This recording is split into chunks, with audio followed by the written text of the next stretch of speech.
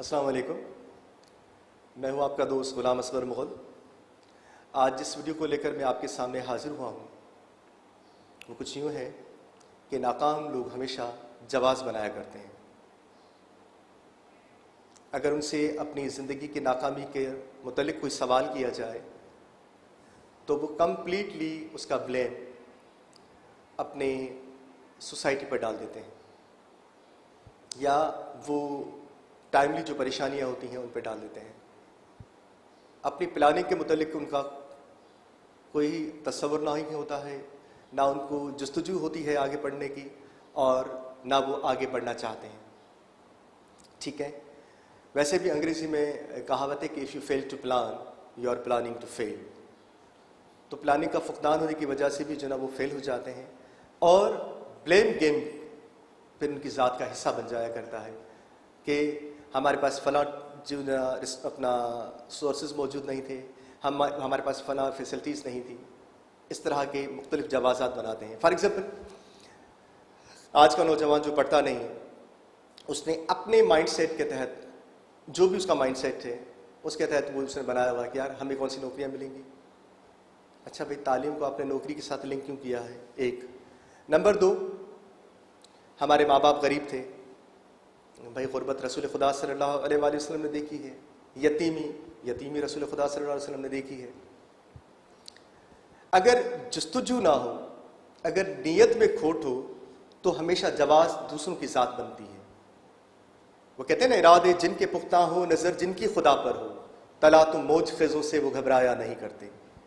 मगर सवाल ये है कि इरादे, आज का नौजवान होटलों पर पान खाते हुए, सिगरेट पीते हुए जब देखता हूँ बड़ी तकलीफ होती है। फिर या उनकी पॉलिटिकल जो है ना एक्टिविटीज़, ठीक है ना, बेगाने की शादी में अब्दुल्ला दीवाना, उसको पता ही नहीं है कि जो MP MNA जिसके मुतल्लिक वो वर्किंग कर रहा है, जिसके बारे में वो अपना बड़ी कोशिशें ले रहा है, राइट और रॉन्ग को जो है ना मावरा होते हैं उससे, वो उसे क्या लॉस देगा आगे चलकर, ये उसकी जिम्मेदारी नहीं है। और साइमल्टेनियसली आज के दौर में जो है, अगर स्टूडेंट्स को देखा जाए तो किताबें हाथ में कम और मोबाइल से ज़्यादा नज़र आते हैं। कल यही स्टूडेंट जो है ना, जो मोबाइल लेकर आज जो है ना 24 घंटे बैठा हुआ है, ये कल अपने मुस्तकबिल में क्या कहेगा, इसका मुस्तकबिल क्या होगा। मुझे याद पड़ता है कि मैंने एक फ़कीर से पूछा था जो कि 60-70 साल का था और उसने उसकी एज इजाज़त नहीं देती थी कि वो 60-70 किलोमीटर दूर से शहर में आए और जो ना भीख मांगे। तो मैंने उसे बिठाया, उसको चाय वगैरह पिलाई और फिर मैंने उससे पूछा, बाबा क्या ये जो दिन आज आप देख रहे हैं, आपने इस दिन के मुतालिक सोचा था? तो उसने कहा, नहीं बेटा। तो मैंने कहा, कहाँ गलती हुई? उसने कहा, बेटा जवानी में जो लोग अयाशियाँ करते हैं उनका बुढ़ापा इस तरह का होता है। आप अंदाज़ा करें कि कितना बड़ा जवाब है उसका कि जवानी जब वेस्ट होती है। आज का नौजवान क्या कर रहा है? किताब की जगह पर उसके हाथ में मोबाइल है। रात को पूरी रात जो ना वो बैठ के गेम्स खेलता है, मुख्तलिफ वीडियोस देखता है, दिन को सारा दिन सोता है और माँ बाप को कतई तौर पर शऊर नहीं है। साथ में अगर कुछ टाइम मिल जाए तो वो आप देख लें, जो मेरे मौशे की अपना कसूती है, उसके अंदर गली चौकों पर 4-4, 5-5 लड़के खड़े हुए हैं, बैठे हुए हैं, सबके पास मोबाइल्स हैं। ये कौन सा सिस्टम है? चेक एंड बैलेंस नहीं है, कोई रिस्पॉन्सिबिलिटी नहीं है माँ बाप की। साथ में अगर थोड़ा सा टाइम बच जाए तो फिर बदमाशी के लिए भी टाइम चाहिए। और फिर एक इंतहाई तकलीफ दे अमल कि यहाँ हर आदमी, हर लड़का जो ना वो क्रिकेटर बनना चाहता है। और क्रिकेटर क्यों ना बने? मुझे याद पड़ता है कि जिस दौर में जावेद मियांदाद ने छक्का मारा था तो उसे 100 लाख मिले थे, यानी 1 करोड़।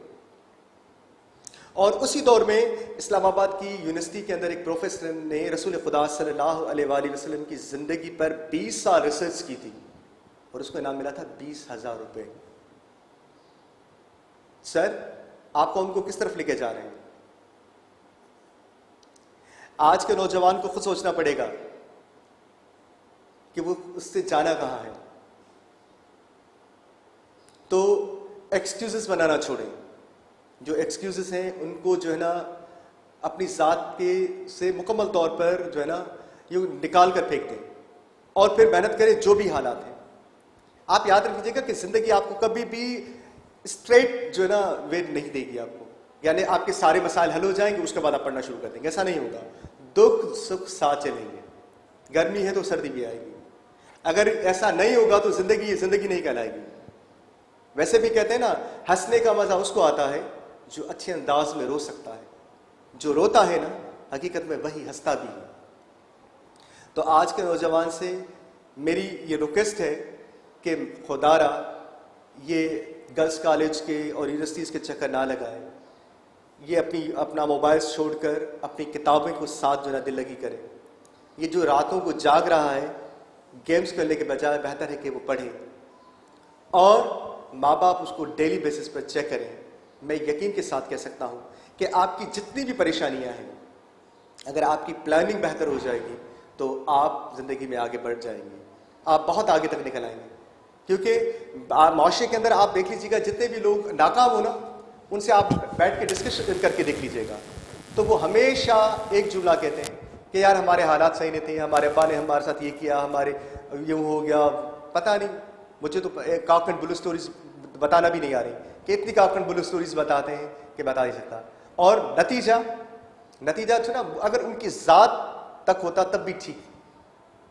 आज जो मेहनत मैंने की उसका फल मेरी पूरी फैमिली तक और मेरे दोस्तों तक जाता है। इस तरह से अगर कोई आदमी मेहनत नहीं करेगा तो उसका इफेक्ट भी जो है ना पूरी उसकी फैमिली तक और माशरे तक जाएगा। तो खुदारा आप ये ना समझा करें कि मेरी ज़िंदगी है, मैं नहीं करा, मैं तबाह होऊंगा ना, मुझे होने दो। मैंने तो बाज़ माँ बाप को ये कहते हुए सुना कि भाई ये नहीं पढ़ रहा है ना पढ़े, अपनी ज़िंदगी ख़राब करेगा। सर, अपनी ज़िंदगी ख़राब नहीं करेगा वो आपकी ज़िंदगी ख़राब करेगा। आप यहाँ भी जवाब दें उसके लिए, क़यामत के दिन भी जवाब दें आप। तो खुदारा एक्सक्यूज़ेस बनाना छोड़ें और अपने आप को पहचानें, अपने मंजिल पर आएँ और फोकस करें। आप यकीन करें कि खुदा आपका हाथ पकड़ेगा। बाकी अगर आप इस तरह से एक्सक्यूज़ बनाते रहे तो फिर आपका कुछ भी नहीं होने वाला है, आप तो तबाह होंगे। मगर याद रख लीजिएगा, इन आने वाली ज़िंदगी में जो आपके फ़र्द होंगे, उनकी ज़िंदगी में जो भी तकलीफ़ होगी उसके रिस्पॉन्सिबल आप होंगे। मुझे याद है एक वाक़या मैं आपके सामने ज़रूर समझता हूँ कि एक दोस्त था, वो जॉब करता था। दौरान जॉब के जो ना वो अपना कभी चाय बनाना, कभी बिस्किट्स मंगाना, कभी खाना मंगाना, यानी वो दोस्तों पे बड़ा खर्च करता था।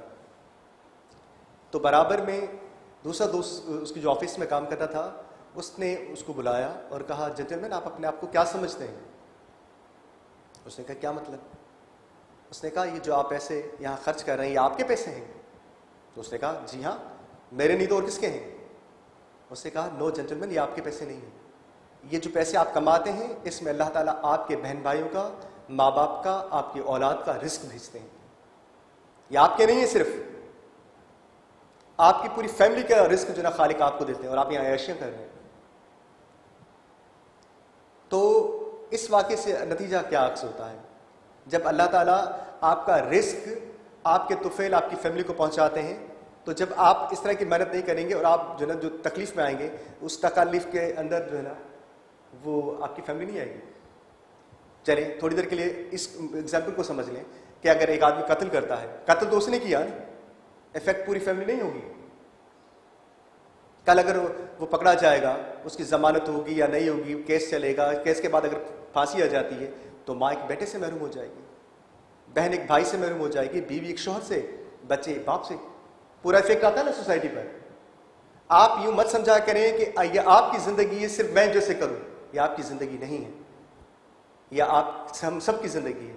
आप कहीं भाई हैं, कहीं बेटे हैं, कहीं दोस्त हैं, कहीं पड़ोसी हैं, ठीक है, कहीं रिश्तेदार हैं, कहीं टीचर हैं, कहीं स्टूडेंट हैं, कहीं अपना बिजनेसमैन है। ये सब रिश्ते मिलकर आपको आप बनाते हैं, वरना आप कुछ भी नहीं। तो इस उम्मीद के साथ, इस यकीन के साथ जो है ना मैं आपसे रिक्वेस्ट करता हूँ कि एक्सक्यूज़ेस बनाना छोड़ें, और एक्सक्यूज़ेस जो बनाते हैं वो हमेशा फेल होते हैं, और फेलियर उनका मुकद्दर होती है, और जो मुकद्दर नस्लों तक चलती है।